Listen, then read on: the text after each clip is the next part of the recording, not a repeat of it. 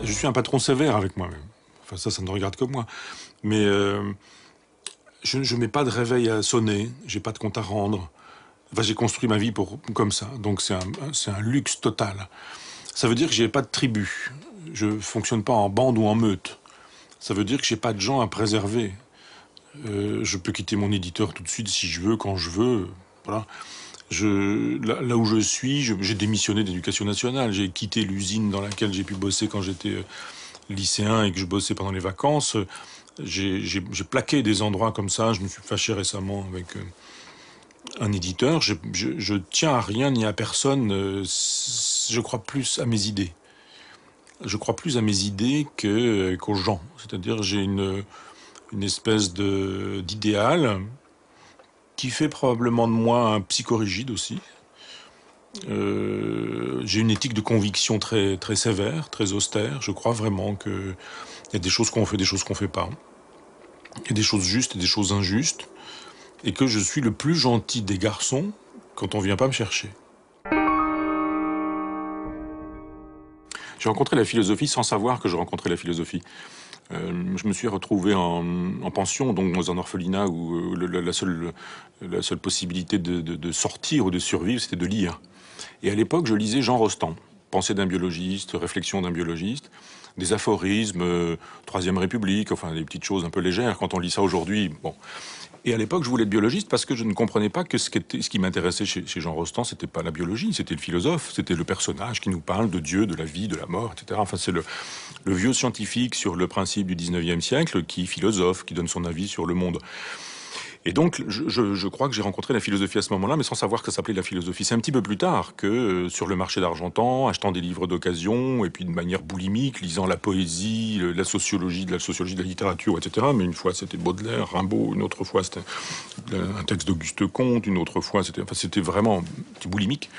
Et un jour, j'ai su ce qu'était vraiment la philosophie, d'autant plus que quand je suis rentré en classe de philo, il y avait des auteurs, il y avait un programme, il y avait des sujets, il y avait des questions, etc. Et je me suis dit, ça m'intéresse. Mais de là à imaginer que ça puisse devenir une profession, j'y ai pas songé une seule seconde. J'étais en terminale, moi je voulais à l'époque être chauffeur de train. Il n'était pas question pour moi d'imaginer que le fils de pauvre que j'étais puisse entrer à l'université, faire des études. Je savais même pas ce que c'était que l'école normale supérieure, l'agrégation, le CAPES, l'université. Je me disais c'est pas pour moi. Enfin, ce sont des choses vraiment impossibles. Et là, j'ai eu un coup de foudre avec un prof de philo. Lucien Gerfagnon, professeur de philosophie antique, parce que d'un seul coup, j'ai découvert que la philosophie, ça n'était pas que de la théorie, mais que c'était aussi la vie philosophique qui l'accompagne.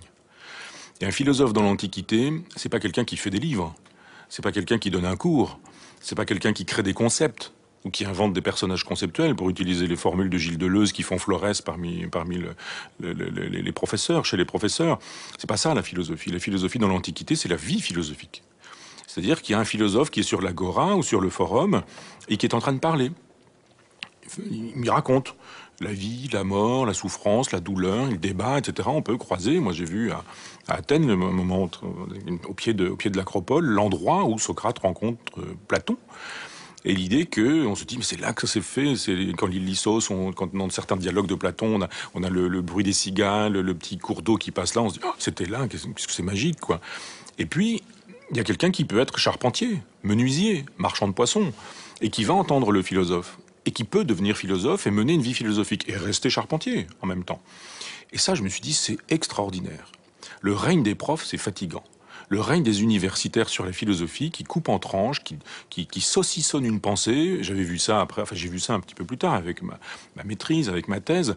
Quand j'ai soutenu ma thèse, j'ai bien compris qu'il fallait en gros prendre l'œuvre complète, saucissonner, déplacer les morceaux, recoudre, reproposer ça en disant voilà le concept de machin chez Bidule entre telle date et telle date. On dit oh, bravo, mention très bien, etc.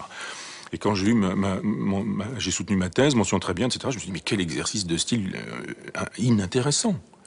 J'ai appris des choses, oui, j'ai lu des philosophes, mais à quoi ça sert tout ça?